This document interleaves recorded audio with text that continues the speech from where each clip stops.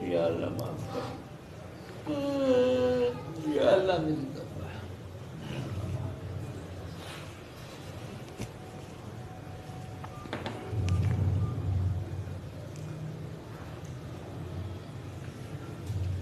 اللہ پاک نے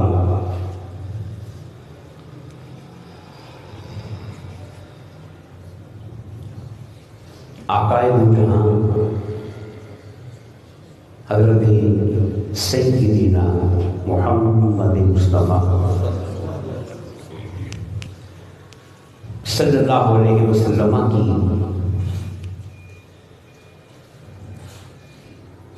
وسیلہ پاک سے جو دین ہمیں عطا فرمایا، اس دین کا نام اسلام ہے۔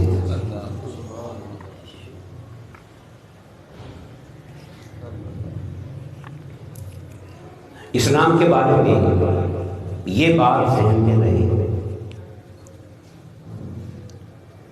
کہ اسلام دین خلوت نہیں بلکہ اسلام دین جلوت ہے۔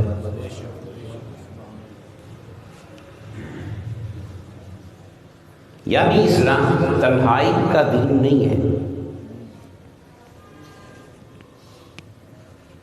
اور انسانوں کو الگ الگ کرنے کا دین نہیں، بلکہ اسلام لوگوں کو، انسانوں کو، بندوں کو ملانے کا دین ہے۔ اور اسلام خلوت کی بجائے اجتماعیت کو پسند کرتا ہے۔ تنہا رہنے کی بجائے اکٹھے ہونے کو اسلام بولیے پسند کرتا ہے۔ اس کے لیے میں نے کہا کہ اسلام دین خلوت نہیں بلکہ دین جلوت ہے۔ خلوت کا اور جلوت کا معنی تو سمجھتے ہیں نا؟ یہاں پہ ہم سارے جمع ہو کے بیٹھے ہیں تو ہمیں دین نے جمع کیا ہے۔ کس نے؟ تو اس جمع ہونے کو، اس اکٹھ کو، اس اجتماع کو اسلام پسند کرتا ہے۔ سبحان اللہ، سبحان اللہ۔ تو اسلام دین خلوت نہیں بلکہ دین یہ جمع کرنا چاہتا ہے۔ اور یاد رکھیں کہ جہاں جمعیت ہوگی اور مسلمان اکٹھے ہوں گے، وہاں پہ رب قدوس کی برکتوں کا نزول ہوگا۔ یعنی میں آگے سمجھا دیتا ہوں کہ جمع ہونا کیا ہے؟ جمع ہونا، اس کا ثواب نماز پڑھنے سے بھی زیادہ ہے۔ سبحان اللہ، اس کا اجر عبادت سے بھی زیادہ ہے جمع ہو جانے کا۔ یہی ہم جمعہ کی نماز پڑھ رہے ہیں، اس کا نام ہی اللہ نے رکھا ہے صلاۃ الجمعہ۔ صلاۃ الجمعہ، اور جمعہ کا معنی کیا ہے؟ جمع ہونا۔ یہ کوئی گہرا لفظ نہیں ہے، وہ منطقی فلسفیانہ کوئی روحانی قسم کا نہیں، عام لفظ ہے جمعہ کا معنی۔ تو صلاۃ الجمعہ وہ نماز جو اکیلے نہیں، وہ نماز بلکہ جمع ہو کے پڑھی جائے، یعنی وہ نماز کے جو ایمان والوں کو جمع کر دے، مسلمانوں کو جمع، اور ایک بستی میں رہنے والوں کو جمع کر دے۔ تو جمع ہونا کتنا اہم ہے، کتنا بابرکت ہے کہ اللہ پاک نے اس نماز کا نام ہی رکھ دیا جمع کرنے والی نماز۔ کیا رکھ دیا؟ تو اس سے کیا سمجھ میں آیا کہ اسلام دین خلوت نہیں، ذرا بولتے جائیں، کیا ہے؟ دین جلوت ہے۔ اب میں نے کہا کہ جہاں مومن اکٹھے ہوں گے وہاں ثواب بڑھ جائے گا، برکتیں، رحمتیں، اللہ کی عطائیں۔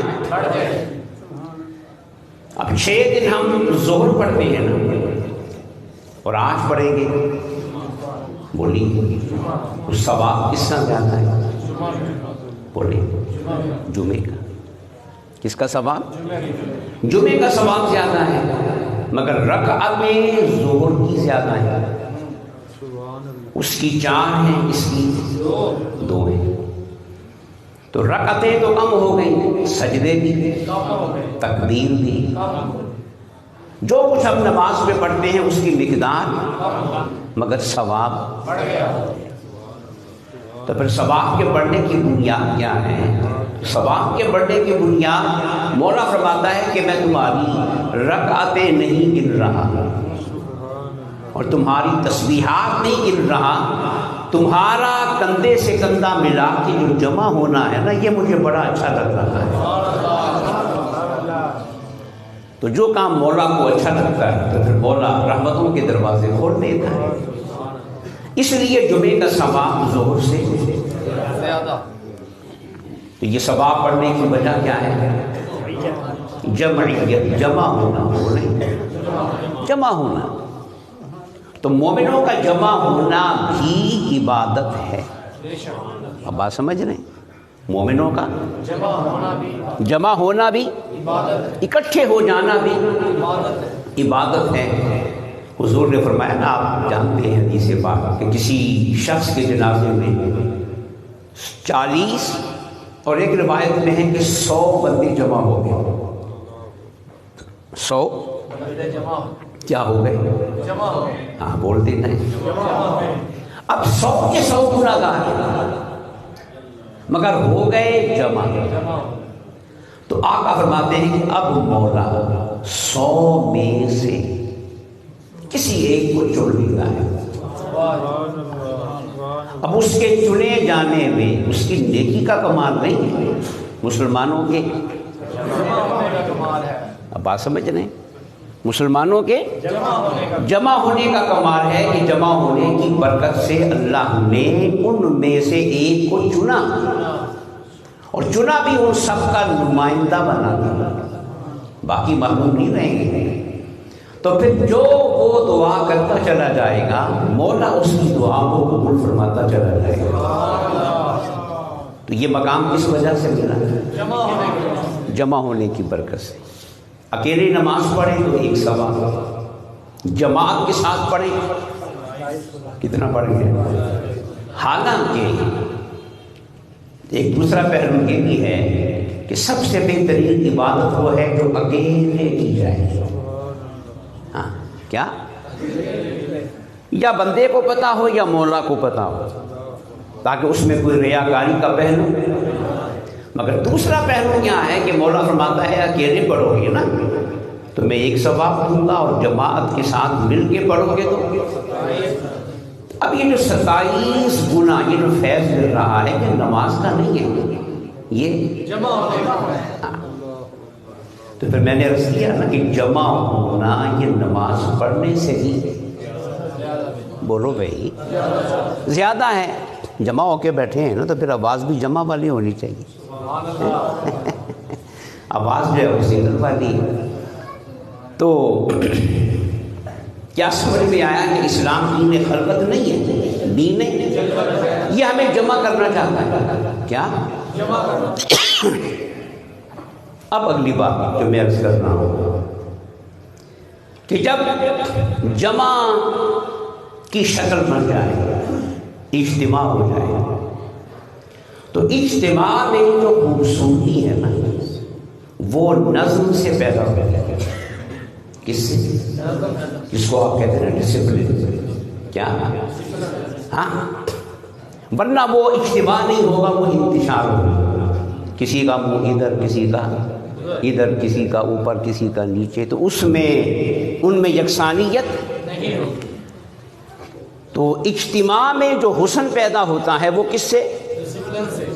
ڈسپلن سے، نظم و ضبط سے، نظم و ضبط سے۔ اور یاد رکھیں جس اجتماع میں نظم آ جائے، کیا آ جائے؟ تو اس پہ وحدت کا رنگ چڑھ جاتا ہے۔ اب وہ اجتماع نہیں رہتا بلکہ وہ ایک اکائی بن جاتی ہے، اس لیے کہ سارے منظم ہیں نا بھائی، کیا ہیں؟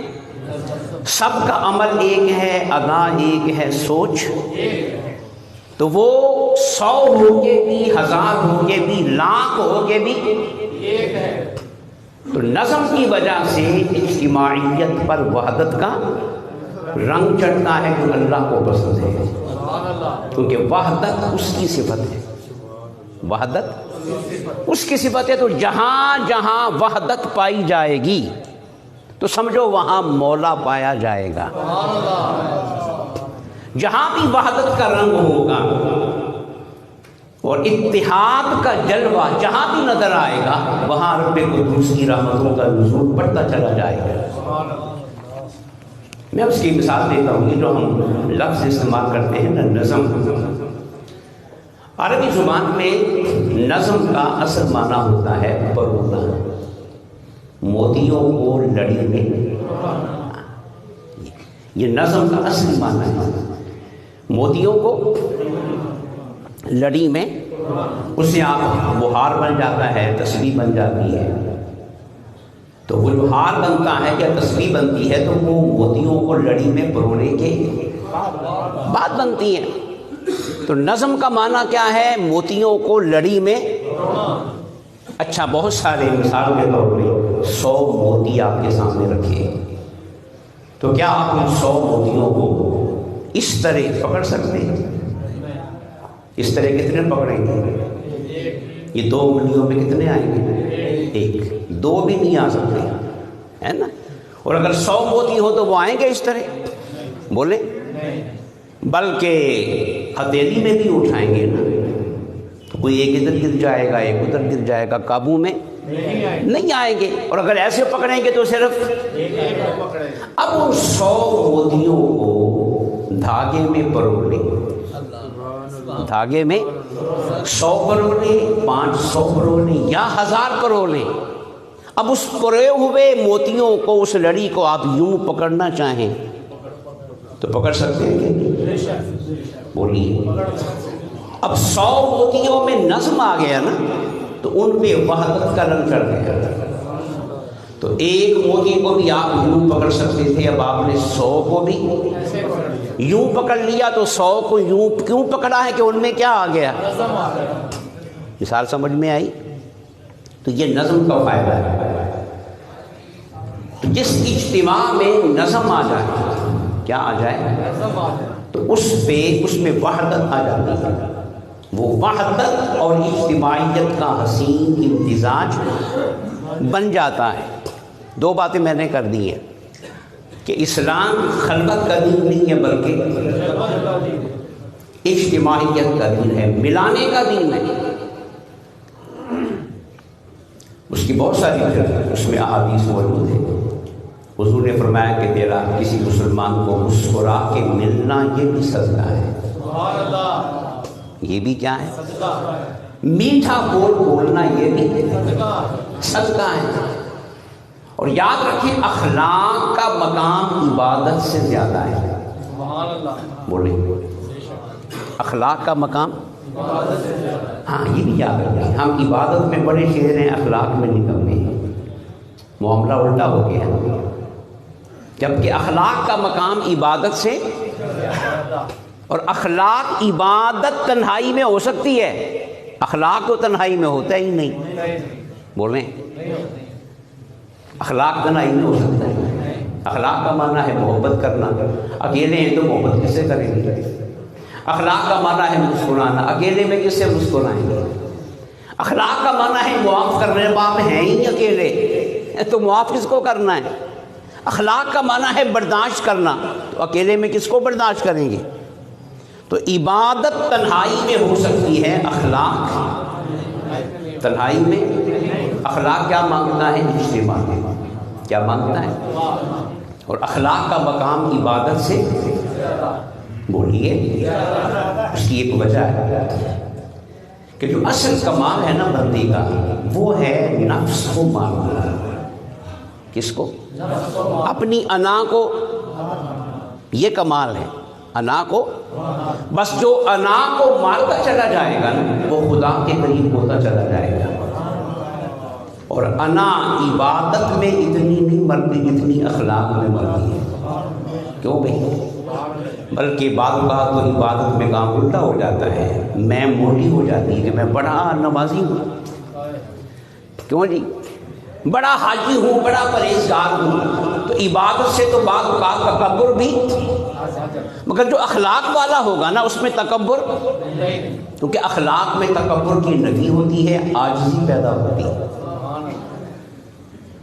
آپ کی انا کہہ رہی ہے کہ اس نے مجھے تکلیف پہنچائی ہے، میں نے اس سے بدلہ لینا ہے، میں نے اس کو مزہ.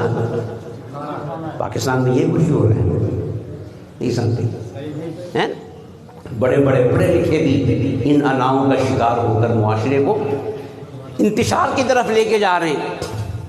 تو انا کہتی ہے اس سے میں نے بدلہ، اخلاق کہتا ہے کہ نہیں معاف کر. تو پھر انا کی غربت ہوئی کہ نہیں؟ بولیں. کسی پہ رحم کیا، اپنا کھانا کسی کو کھلا دیا، مسکرا کے ملے، کسی سے ملنے کو دل نہیں کر رہا، اندر غصہ ہے مگر آپ مسکرا کے ملتے ہیں، اسے محسوس ہونے نہیں دیتے کہ اندر کیا کیفیت ہے. تو پھر انا مری کہ نہیں مری؟ تو انا کی جو غربت ہے وہ عبادت میں کم ہے. بولو بولو. جب حضرت امام زین العابدین نے شمر کو کھانا کھلایا ہوگا ہے نا، اپنے گھر میں سلایا ہوگا اور اپنے ہاتھوں سے اس کا بستر بچھایا ہوگا، تو انا کی کتنی مرمت ہوئی ہوگی. نفس تو چاہتا ہے نا کہ قاتل آ گیا ہے، چھوڑوں نہ اس کو، اس کے یہ کہ بوٹی کر دوں، مگر بدلہ لینے کی بجائے الٹا اس پہ. تو یہ کیا ہے عبادت میں؟ یہ کیا ہے؟ تو جو بات میں نے شروع کی کہ اسلام کس کا دین ہے؟ بولے ملانے کا دین ہے، اکٹھے ہونے کا دین ہے. اور اجتماعیت میں جو نظم آتا ہے، اجتماعیت میں جو خوبصورتی پیدا ہوتی ہے وہ کس سے؟ بولے. اور نظم کیسے آتا ہے اجتماعیت میں؟ یاد رکھیں اجتماعیت میں نظم اس وقت آتا ہے جب اس اجتماع کا کوئی سربراہ ہوتا ہے. کیا ہوتا ہے؟ ہیڈ ہوگا، لیڈر ہوگا، اس پورے اجتماع کو چلانے والا ہوگا نا، اور سارے اس کے. تو اس اجتماع میں کیا پیدا ہو جائے گا؟ نظم. تو نظم کے لیے ضروری ہے کہ اس اجتماع کا ایک کیا ہو. دیکھیں حضور نے فرمایا کہ آپس میں امتیاز پیدا نہ کرو. کیا امتیاز پیدا؟ اپنے آپ کو دوسروں سے ممتاز کرنے کی کوشش، اس سے نفاق پیدا ہوتا ہے، اس سے. لیکن اسی دین نے کہا کہ جب نماز جماعت کے ساتھ پڑھو تو ایک آدمی کو مصلی پہ کھڑا کرو. کیوں بھائی؟ تو امتیاز تو ہو گیا. امتیاز سارے پیچھے صفوں میں کھڑے ہیں، ایک آدمی کو آپ نے، تو یہ امتیاز نہیں ہے مگر یہ ضرورت ہے، اس کے بغیر گزارا. اگر مصلی پہ ایک آدمی امام بن کے نہیں کھڑا ہوگا نا تو پھر کیا ہوگا؟ کوئی قیام میں ہوگا، کوئی رکوع میں ہوگا، کوئی سجدے میں، کسی کا منہ ادھر کسی کا ادھر. تو نظم پیدا ہوگا. تو 100 آدمی ہیں، 500 ہیں، 1000 ہیں، 1,00,000 ہیں، نماز پڑھنے لگے تو ان میں نظم پیدا کرنے کے لیے ان کا ایک امام ہونا. اب سارے امام کی تقلید کریں گے تو تمام کے اعمال میں یکسانیت، کسی قسم کا انتشار، افتراق، سارے ایک ہو جائیں گے اور وحدت کا رنگ چڑھ جائے گا. 3 باتیں میں نے عرض کر دی، یاد رکھیں گے. کیوں بھائی؟ جس دین کو اختیار کیا ہوا ہے نا اس دین کی سمجھ بھی تو ہونی چاہیے. کیوں بھائی؟ ہاں، اس دین کی سمجھ ہونی چاہیے. تو اسلام دین خلوت نہیں، دین اور جلوت میں اجتماعیت میں حسن پیدا ہوتا ہے. کس کے ساتھ؟ اور نظم کس سے پیدا ہوتا ہے؟ اس لیے آپ ختم حدیث پڑھنے لگا ہوں۔ آقا فرماتے ہیں لا اسلام الا بجماعت، آقا فرماتے ہیں جماعت کے بغیر، اکٹھے ہوئے بغیر اسلام وجود میں آتا ہی نہیں۔ لا اسلام الا بجماعت، جماعت کی شکل اختیار کیے بغیر اسلام بولیے نہیں۔ یہ پہلا جملہ۔ آگے فرمایا ولا جماعت الا بامارۃ، اور جب تک کسی کو امیر نہیں بناؤ گے جماعت وجود میں نہیں آئے گی۔ وہ پہلی بات۔ یہ دوسری، اسلام جماعت کے بغیر نہیں، اور جماعت کسی کو یہ باتیں صرف اسلام پہ ہی نہیں، زندگی کے ہر پہلو میں لاگو ہوتی ہیں۔ بولیے کوئی ادارہ، کوئی کالج، کوئی یونیورسٹی، کوئی مل، کوئی فیکٹری سربراہ کے بغیر کر سکتا ہے؟ بولیں نہیں۔ اس کا سارا سٹاف جو ہے وہ ہائی کوالیفائڈ ہو مگر ہیڈ نہ ہو تو ادارہ چلے گا؟ نہیں چلے گا۔ اس لیے مطالبے ہوتے ہیں کہ فلاں محکمہ سربراہ کے بغیر چل رہا ہے، سربراہ لگائیں، تو اس کے بغیر آپ کے آئین میں لکھا ہوا ہے کہ وزیر صدر جو ہے اگر وہ کوئی ایمرجنسی بن جائے، فوت ہو جائے، ملک سے باہر چل تو فلاں آدمی خود بخود اسی جگہ پہ، وہ بھی نہ ہو تو فلاں خود بخود اس کی جگہ پہ۔ یہ آئین میں کیوں لکھا ہوا ہے کہ کوئی لمحہ بھی ملک پہ، ریاست میں ایسا نہ آئے کہ وہ سربراہ کے بغیر ہو، وہ ہیڈ کے۔ تو حضور نے فرمایا کہ جماعت کے بغیر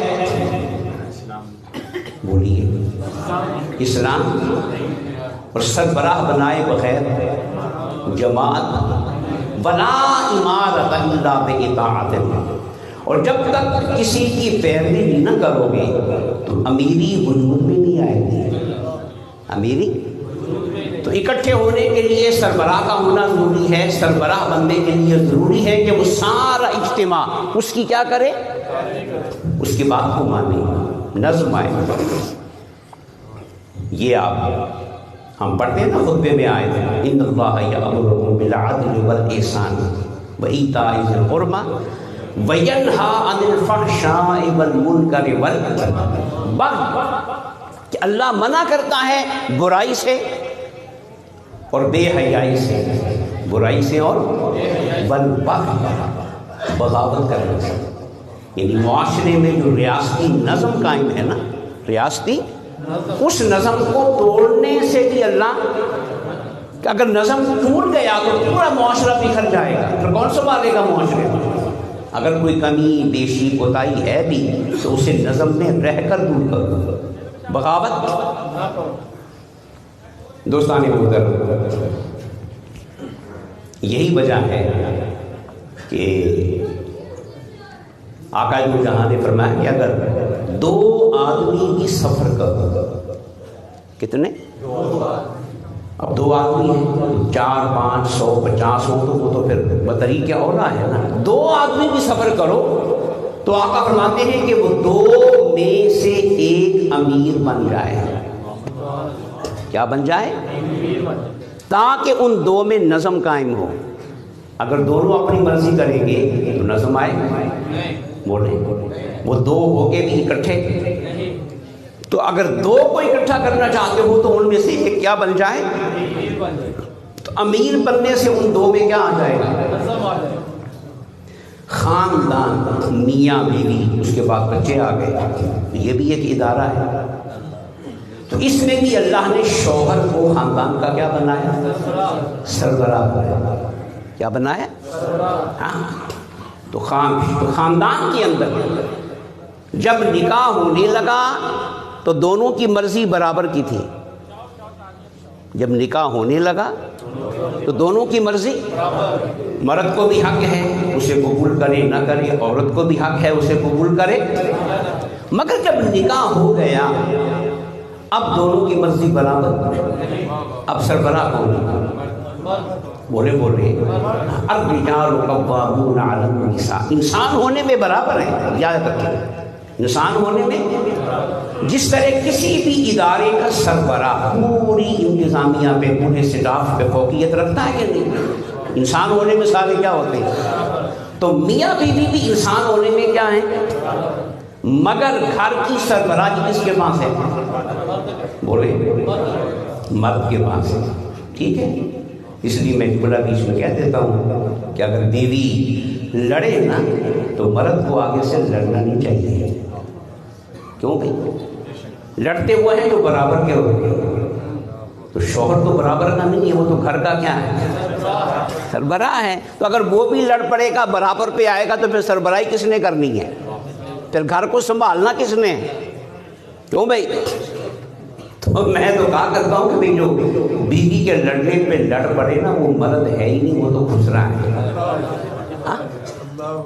مرد کو ہوتا ہے کہ جو تحمل سے، اخلاق یہی ہے نا بھائی، تحمل سے کام لے، برداشت کرے، اور جب عورت کا غصہ نکل جائے وہ اپنا پورا زور اور سکون ہو جائے، خاموشی ہو جائے، تو پھر وہ معاملات کو سنبھال لے تاکہ تیسرے بندے کو بیچ میں آنے کی ضرورت نہ پڑے. اگر دونوں لڑیں گے نا تو پھر صلح کس نے کروانی ہے؟ وہ باہر سے بندہ آئے گا تو وہ تو اچھی بات نہیں ہے نا، خود حل کرنا چاہیے. تو بہرحال حضور نے فرمایا کہ 2 آدمی سفر کریں تو وہ ایک کو اور خاندان میں شوہر کو کیا بنا دیا. اب یہ اسلام کا مثال ہے اور نظم اتنا اہم ہے. صرف ایک مثال دے رہا ہوں حضور کی سنت سے.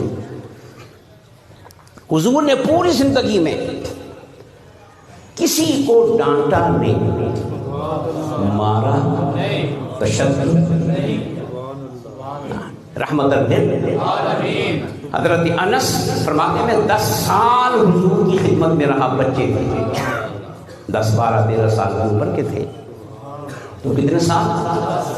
تو فرماتے ہیں فما قال لی، پھر میں بچہ تھا، کبھی کام کے لیے نکلتا بھول جاتا، بچوں میں کھیلنے لگ جاتا. حضور نے کام کے لیے بھیجا ہوتا تو میں گلی میں آ کے کھیلنے لگ جاتا، کام بھول جاتا، گھنٹوں گزر جاتے ہیں. تو 10 سال میں نے حضور کے گھر کی خدمت کی ہے. تو فما قال لی اف، مارنا تو بات کی بات ہے، حضور نے زندگی میں کبھی ایک دفعہ اف بھی نہیں کہا. اتنا رحم، اتنا کرنا. لیکن ایک موقع تھا کہ جب حضور نے بھی چھڑی ماری. تو جس نے کبھی کسی کو کچھ نہیں کہا وہ اگر کسی موقع پہ چھڑی مار رہا ہے تو اس کا معنی یہ ہے کہ وہ موقع نازک ہے، وہ موقع حساس ہے. وہ کب؟ کہ جب حضور جنگ کے لیے صفیں بنا رہے تھے صحابہ کرام کی. اب جنگ کے لیے فوج میں نظم کا ہونا ضروری ہے کہ نہیں؟ اس کے بغیر تو لڑائی. تو ایک صحابی صف کو توڑ رہے تھے، ذرا آگے بڑھے ہوئے تھے، صف کو اس کو حضور نے زندگی میں پہلی بار واحد چھڑی مار کے صحیح کیا.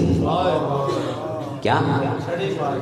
تو یہاں سے سمجھ جائیں کہ حضور نے کبھی نماز پڑھنے کے لیے بھی چھڑی استعمال کی، کسی کو ڈانٹا، کسی کو صحابہ کو بھیج کے کان سے پکڑوا کے مسجد میں، مگر نظم قائم کرنے کے لیے رحمت للعالمین کو بھی چھڑی. اس کا معنی یہ ہے کہ زندگی میں سب سے عام شے کیا ہے؟ بولتے نہیں ہیں. ہاں بولیے.